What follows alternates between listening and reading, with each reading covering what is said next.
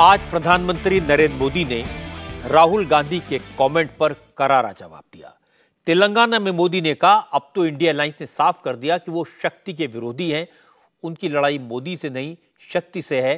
वो हिंदू धर्म और सनातन के खिलाफ हैं और ये बात अब पूरा देश जान गया है। मोदी ने कहा कि इंडिया अलायंस ने शक्ति के खात्मे का ऐलान किया है। उन्हें ये चुनौती स्वीकार है क्योंकि वो हर मां में, हर बेटी में, हर बहन में शक्ति का स्वरूप देखते हैं और उनके लिए जान की बाजी लगा देंगे। अभी कल मुंबई में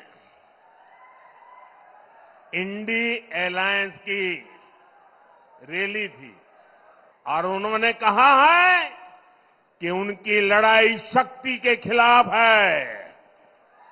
मेरे लिए हर मां शक्ति का रूप है। मैं भारत मां का पुजारी हूं।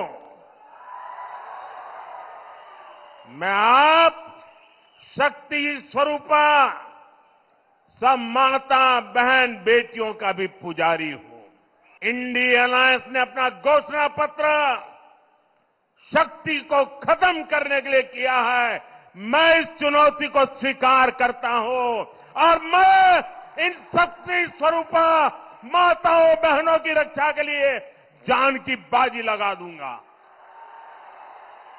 जीवन खपा दूंगा। क्या भारत की धरती पर कोई शक्ति के विनाश की बात कर सकता है क्या? क्या शक्ति का विनाश हमें मंजूर है? हम सब शक्ति की आराधना करते हैं कि नहीं करते हैं? पूरा हिंदुस्तान शक्ति की आराधना करता है कि नहीं करता है? अरे हमने तो जहां चंद्रयान ने लैंड किया, हमने उस सफलता को भी शिव शक्ति नाम देकर के शिव शक्ति को समर्पित किया है। और ये लोग शक्ति के विनाश का बिगुल फूंक रहे हैं। क्या ऐसे लोगों को शक्ति का विनाश करने के मौका देंगे क्या? मौका देंगे क्या? और इसलिए लड़ाई एक तरफ शक्ति के विनाश के लोग करने वाले लोग हैं, दूसरी तरफ शक्ति की पूजा करने वाले लोग हैं।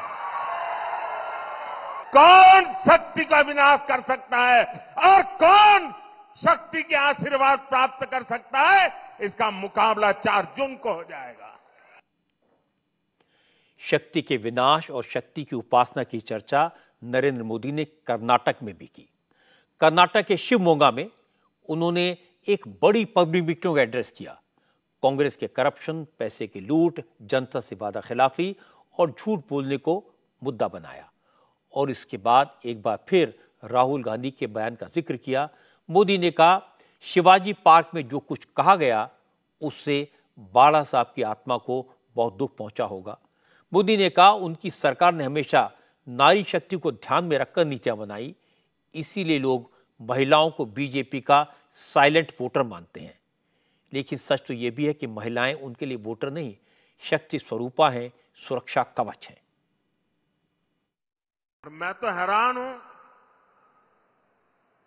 कल शिवाजी पार्क में शक्ति के विनाश का ऐलान हो रहा है। जब मैंने सुना तो मैं सोच रहा था, बाला साहब ठाकरे जी, उनकी आत्मा को कितना दुख पहुंचा होगा। मेरे लिए देश की नारी भी इसी शक्ति का प्रतिबिंब है। इसलिए हमारी सरकार की योजनाओं में सबसे ज्यादा प्राथमिकता नारी शक्ति को दी जाती है। कई पॉलिटिकल जानकार कहते रहे हैं कि नारी शक्ति मोदी की साइलेंट वोटर है, लेकिन मेरे लिए देश की नारी शक्ति वोटर नहीं, बल्कि मां शक्ति स्वरूपा है। नारी शक्ति का यही आशीर्वाद मेरा सबसे बड़ा सुरक्षा कवच है। हम तो हमेशा से कहते आ रहे हैं या देवी सर्वभूतेषु शक्ति रूपेण संस्थिता नमस्तस्यै नमस्तस्यै नमस्तस्यै नमो नमः। इंडी अलायंस के लोग अब इसी शक्ति को कुचलना चाहते हैं, तबाह करना चाहते हैं, समाप्त करना चाहते हैं। नरेंद्र मोदी का एग्रेसिव अंदाज देखकर कांग्रेस को समझ आ गया कि राहुल का बयान चुनाव में भारी पड़ सकता है, इसलिए सारे नेता सफाई देने में जुट गए।